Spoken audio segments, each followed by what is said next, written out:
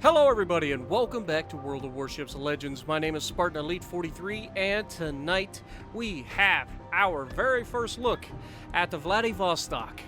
The brand new Tier 7 Russian battleship finally is out. So without further ado, let's check out our commander. Now unlike previously in the Synop, we are not using Mikhail Kedrov, we are using Lev Galler. So let's check out what we got going on. First of all, our inspirations, Andrew Cunningham and Charles Madden. Charles Madden is needed for the extra traverse speed on your turrets because the turrets are really slow. Also, you get extra HE damage here for his base trait. We've got flammable cannoneer. We've got gyrating drill bits. We get the extra damage control charge with collective labor. And then we've got reaching out XXL. And then, of course, will to rebuild for extra HP recovered. Now, a lot of you guys are probably thinking, well, Spartan, why aren't you using a tank build? And it's simple. This thing's dispersion was horrendous with the tank build. It isn't like the Synop was. It was really hard to get good games. Plus, it's just not getting close enough on most maps. Of course, the map you're going to see me playing would have been perfect for a tank build, but unfortunately, we didn't have it loaded up at the time. So let's see what we got in the upgrades. We've got our aiming systems mod 1. We've got steering gears mod 2, we've got target acquisition, and we have main battery mod 3 for the extra reload time.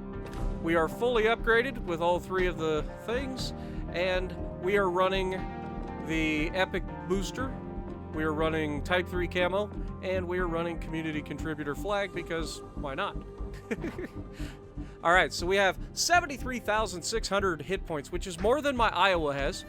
So that's a cool thing. It's got 21% damage reduction, which is slightly less than the Iowa gets. I believe Iowa gets 25%, so this is slightly less able to take hits from torpedoes than the Iowa.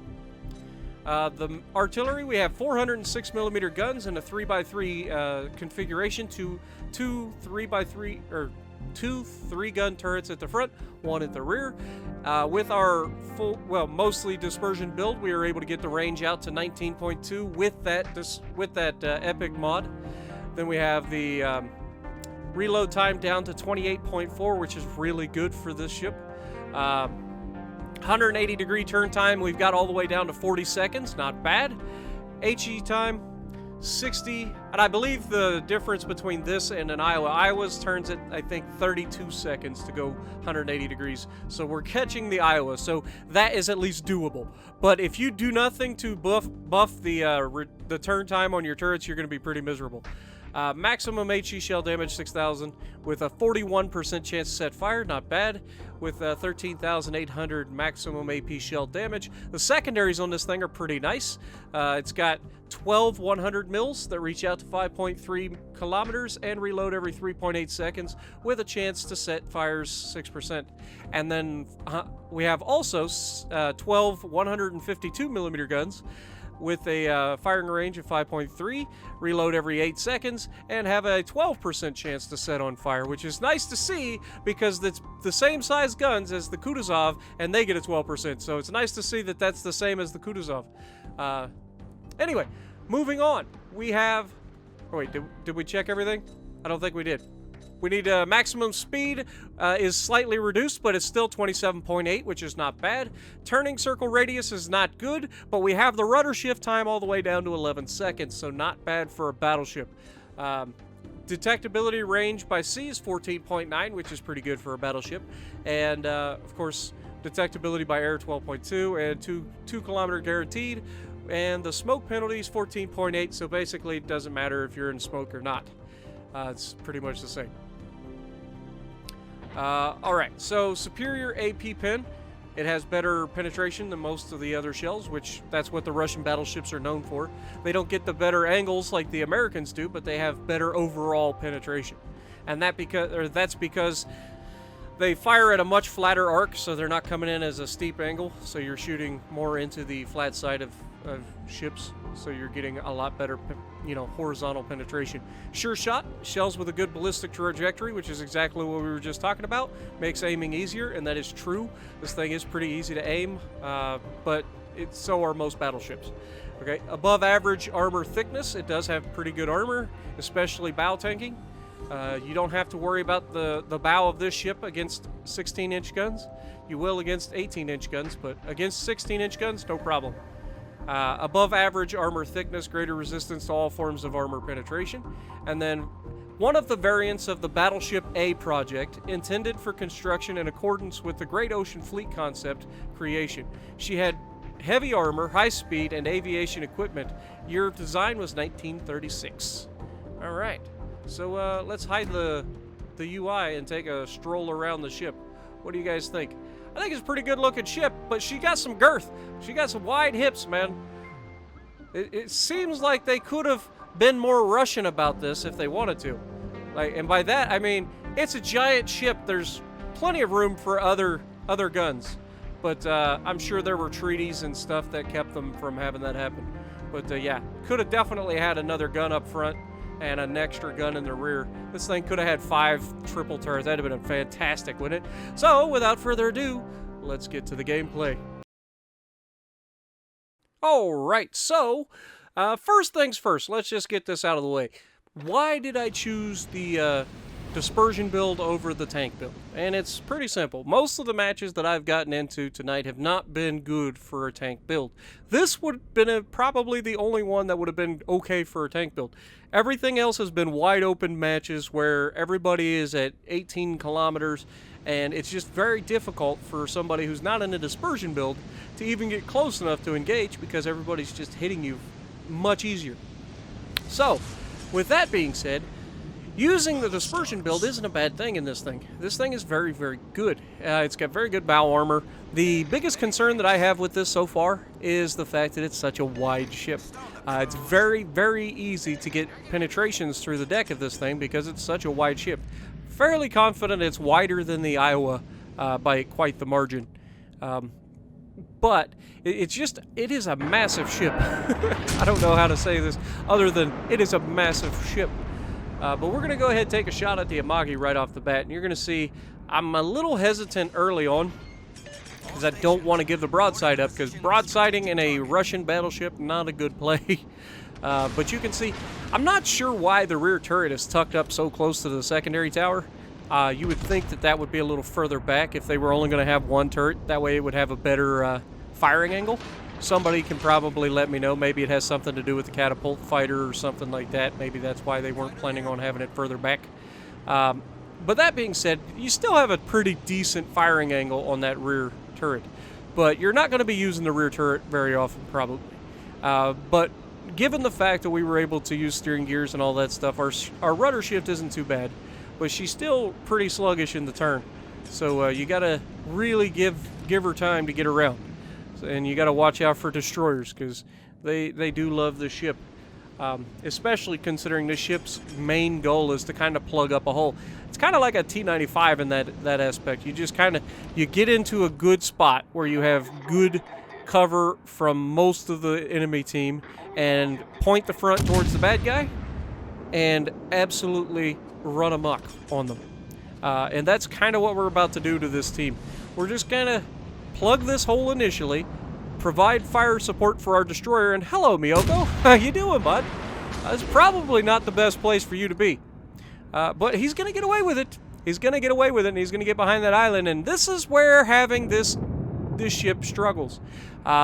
Any of the Russian battleships, for that matter, have this issue. As you'll see, it said I was pretty clear, but you can see only one shell managed to make it over the island.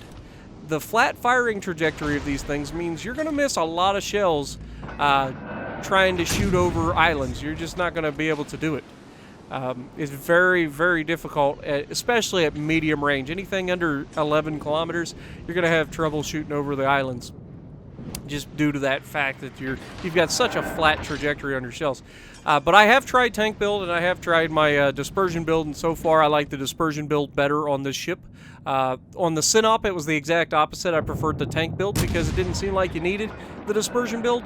But this thing definitely needs some help in the dispersion. What was that? Come on. But it's okay, because we make up for it with that. The shot that should have deleted him does nothing. The one shot that is iffy, whether it gets over the island, one shell makes it over the top of the jail or whatever, Alcatraz over there, and we drop the bomb on him and hit him with the Citadel. Because, you know, RNG giveth, and RNG taketh away. Speaking of Citadels, hello, Amagi. You are broadside on to a Russian battleship. Wait for it. Pow! That's an easy 19,000 damage, and we have just shown him the error of his ways. But that being said, the Jean Bart is questionable in his positioning on my team right now. He is completely broadside to the enemy, and that's not going to end well for him, especially considering there's an Amagi out there shooting. And I happen to know that the Amagi is very, very good against Jean Barts that are broadside on. It generally doesn't end well for the Jean Bart. And Bismarck actually finishes off the Jean Bart from behind his little island. Now, I can't see the Bismarck from here. I was managing to keep the enemy at bay. I've kept them at a distance. And now we're going to start cruising forward a little bit. The main thing on this map is you can't get too aggressive too early, because you will pay for it. You can be aggressive, but if you do it too soon, you're gonna pay for it. And here you can see that we're starting to come under fire from 3 separate battleships. I try to shoot over the top of the island. Are we gonna get a shot out? Yeah, we get a pretty good solid hit there, 7,300 damage. Bismarck's starting to stick his nose out there.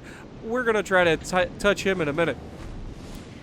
I don't know what this Bismarck's thinking, but he's not going to enjoy what's about to happen to him. I don't care if you have turtleback armor or not. You're at 10 kilometers, broadside on to the most penetration in the game. Wait for it. And of course, that was the other thing I wanted to mention. Wait for it. Pow. Just all of the penetrations. No Citadel, but all of the penetrations. And, yeah, so that is the other thing I wanted to mention. The very first match, with a tank build, mind you, the very first match I got into this thing, the first time I got hit by a Jean Bart, I lost both front turrets. These turrets are squishy. I don't know why. I don't know why these turrets are so squishy, but they are Jean Bart-esque. They are very, very squishy. They do not take hits well at all. So if you're up against one of these, you can definitely take out the turrets pretty easily. And without the bow being curved up like the Jean Bart and the Iowa have, you can actually snipe these turrets pretty easily. And people do it. And you got to be cognizant of the fact that you are going to probably lose a turret at some point during the battle. It hasn't been too much of an issue since. I have lost them a few times. But that first match, I'm not joking, the very first shot I took did next to no damage, but took out both of my front turrets, and I'm just like, really, game? Really? Is that how this ship's going to be? And that was with a tank build, which is supposed to be extra, like, damage, or extra damage for your modules and stuff like that you're supposed to get on that, the tank builds. So, yeah, it wasn't a very good one for us. Now, Vanguard has royally f***ed up. Now, I don't know how the Benson managed to miss most of those, but he does connect with 2. He's broadside to me, so that's going to hurt him. He disappears, but it doesn't matter. We get some good penetrations on him, and then he gets absolutely finished off by the Benson. But that's not all, folks. We have 3 of the 4 bases capped. Our team has pretty well controlled this match from start to finish on all sides. Our side is the only one that was a little bit sketchy, but you can see if you angle this thing, nothing is getting through. The only way anybody's doing any damage to you with this thing is plunging fire. And that is shots through your superstructure down into your deck at range, plus shots in, like, high explosive is nasty against this thing as well. This thing has a ginormous superstructure, so high explosive does a lot of damage against you. So keep that in mind. But other than that, this thing is very, very tanky. You can plug this thing into a hole and ain't nobody getting through it. But you got to be careful for torpedoes, because they seem to find those holes pretty well. Ain't nothing plugs holes like torpedoes. And they cause them as well. But you can see Amagi comes out. He's still not quite broadside, but he's giving me a lot more angle than he should. And we gave him a little too much angle there. But you can see that was just an absolute paddling. 5 penetrations, only 1 bounce. You cannot give this thing too much of an angle. And he's lucky he wasn't Citadel and just outright killed right there, because You know, he is a Japanese battleship, and you catch a round broadside like that, generally you get finished off. But he got pretty lucky, and he's going to survive, but surely he's gone in this shot, right? I mean, there's no way he survives this, so I'm going to go ahead, turn out, try to get the rear gun onto the Vanguard. What? Really? Really? I did no damage with that salvo. None. Okay, and then I hit him with the rear guns, but again, don't finish him off. Why would I want to do that? 1 overpen, 2 bounces. Really, game? So I have to turn back in, and you can see the turning on this thing pretty good, but he just whiffs the shot, whether it was Japanese RNG or what. But he whiffs that shot pretty hardcore. And then, of course... What? What is my luck right now? How can I possibly do no damage every time I shoot this guy? Now, obviously, my rounds are getting absorbed by his guns and secondaries and not actually penetrating his armor. But then the secondaries finally get a fire at something and immediately set a fire, and he's not long for this world. And down he goes. Gets the fire from the secondaries, and then we finish shooting at the New Orleans. Wait for it. Cool people don't look at explosions. Nobody thought that New Orleans was going to get away. As we get our double strike right there. 132,000 damage done. We've got 2 kills. Can we get a third? The Bismarck is still just ripe for the pickings. Are we going to clear the island in time to take a shot?